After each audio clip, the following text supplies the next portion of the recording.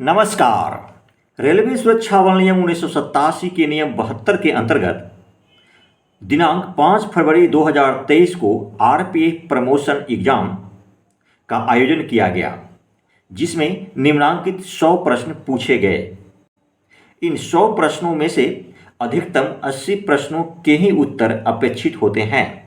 मैं बतला दूं कि कुल 100 प्रश्नों को मैं 4 भागों में बांट रहा हूं। प्रत्येक भाग में 25-25 प्रश्न उत्तर के साथ हैं। तो चलिए हम उत्तर सहित इन प्रश्नों से वाकिफ होते हैं। इन 100 प्रश्नों में पहला प्रश्न है, निम्न में से केवल ख क्षेत्र के राज्यों या केंद्र शासित क्षेत्रों के नाम वाले विकल्प का चुनाव करें। इस प्रश्न के 4 विकल्प हैं। इन विकल्पों में सही उत्तर है गुजरात, महाराष्ट्र, चंडीगढ़। प्रश्न संख्या 2 में है, केंद्र सरकार के कर्मचारियों के लिए प्राथमिक हिंदी कोर्स निम्न में से कौन है? इसके भी 4 विकल्प हैं। उन विकल्पों में सही उत्तर है प्रबोध। प्रश्न संख्या 3 में है, राजभाषा नियम 1976 के किस नियम के तहत हिंदी में प्राप्त पत्रों का जवाब हिंदी में दिया जाएगा? इस प्रश्न के भी 4 विकल्प हैं। उन विकल्पों में सही उत्तर है नियम 5। प्रश्न संख्या 4 में है, मणिपुर तथा अंडमान व निकोबार किन भाषा क्षेत्र में आते हैं? इस प्रश्न के भी 4 विकल्प हैं। उन विकल्पों में सही उत्तर है क्रमशः ग एवं क क्षेत्र में। प्रश्न संख्या 5 में है, भारतीय संविधान की 8वीं अनुसूची में कितनी भाषाएं हैं? इस प्रश्न के भी 4 विकल्प हैं। उन विकल्पों में सही उत्तर है 22। प्रश्न संख्या 6 में है, संविधान के किस अनुच्छेद में हिंदी भाषा के विकास के लिए निर्देश दिए गए हैं? इस प्रश्न के भी 4 विकल्प हैं। उन विकल्पों में सही उत्तर है अनुच्छेद 351। प्रश्न संख्या 7 में है, केंद्रीय हिंदी समिति के वर्तमान उपाध्यक्ष कौन हैं? इस प्रश्न के भी 4 विकल्प हैं। उन विकल्पों में सही उत्तर है श्री अमित शाह।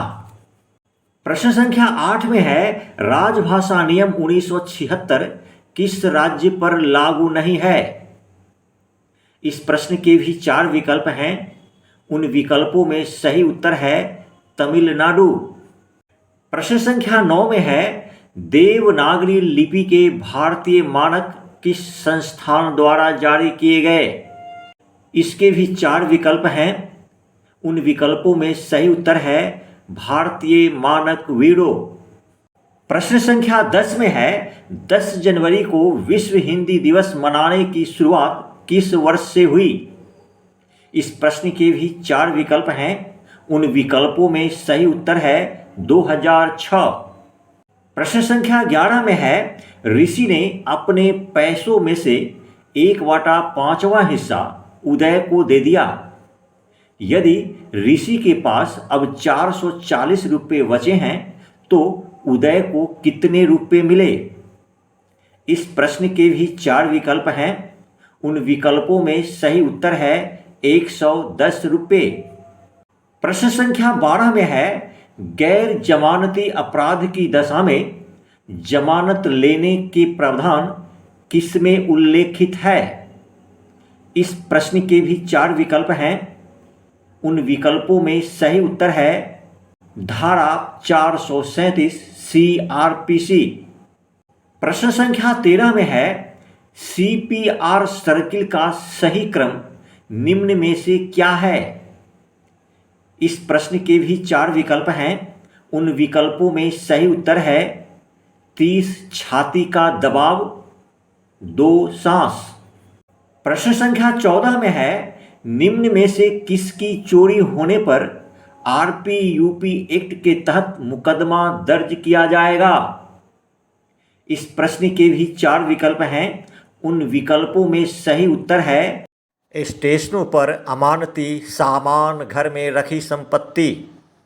प्रश्न संख्या 15 में है, निम्न में से कौन सा अधिनियम भारत में वन्य जीवों की रक्षा एवं संरक्षण पर केंद्रित है। इस प्रश्न के भी 4 विकल्प हैं। उन विकल्पों में सही उत्तर है वन्य जीव संरक्षण अधिनियम 1972। प्रश्न संख्या 16 में है, खुली डिलीवरी केवल तभी दी जा सकती है यदि। इस प्रश्न के 4 विकल्प हैं और चारों विकल्प को दर्शाना उचित समझता हूं मैं। विकल्प क में है पैकेज टूटा फूटा हो, ख में है पैकेज का वजन कम लग रहा हो, ग में है पिलफ्रेज की आशंका हो, तथा विकल्प घ में है इन सभी परिस्थितियों में। इन विकल्पों में सही उत्तर है घ, अर्थात इन सभी परिस्थितियों में। प्रश्न संख्या 17 में है, रेलवे सुरक्षा बल नियम 1987 के नियम 42 में निम्न में से किनके प्रावधान है। इस प्रश्न के भी 4 विकल्प हैं। इन विकल्पों में सही उत्तर है रेलवे सुरक्षा बल की तैनाती पर प्रतिबंध। प्रश्न संख्या 18 में है, भारतीय साक्ष्य अधिनियम की किस धारा में विशेषज्ञों की राय परिभाषित है। इस प्रश्न के भी 4 विकल्प हैं। उन विकल्पों में सही उत्तर है धारा 45। प्रश्न संख्या 19 में है, ट्रेन एस्कॉर्ट के दौरान एक महिला यात्री आपसे एक सहयात्री द्वारा दुर्व्यवहार की शिकायत करती है, तो आप क्या करेंगे। इस प्रश्न के भी 4 विकल्प हैं। उन विकल्पों में सही उत्तर है जीआरपी के आने तक सतर्कता रखेंगे। प्रश्न संख्या 20 में है, रेलवे सुरक्षा बल का ऑपरेशन दूसरा निम्न में से किससे संबंधित है। इस प्रश्न के भी 4 विकल्प हैं। उन विकल्पों में सही उत्तर है अनधिकृत वेंडिंग। प्रश्न संख्या 21 में है, रेलवे सुरक्षा बल सिक्योरिटी सर्कुलर 1/2021 का मुख्य मुद्दा निम्न में से क्या है। इस प्रश्न के भी 4 विकल्प हैं। इन विकल्पों में सही उत्तर है बल सदस्यों का आचरण। प्रश्न संख्या 22 में है, दंड प्रक्रिया संहिता की धारा 459 निम्न में से किससे संबंधित है। इस प्रश्न के भी 4 विकल्प हैं।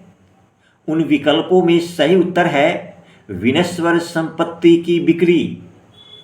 प्रश्न संख्या 23 में है, ओडेसा शहर निम्न में से किस देश में है। इस प्रश्न के भी 4 विकल्प हैं। उन विकल्पों में सही उत्तर है यूक्रेन। प्रश्न संख्या 24 में है, निम्न में से कौन एक नवीनकरणीय ऊर्जा स्रोत है। इस प्रश्न के भी 4 विकल्प हैं। उन विकल्पों में सही उत्तर है सौर।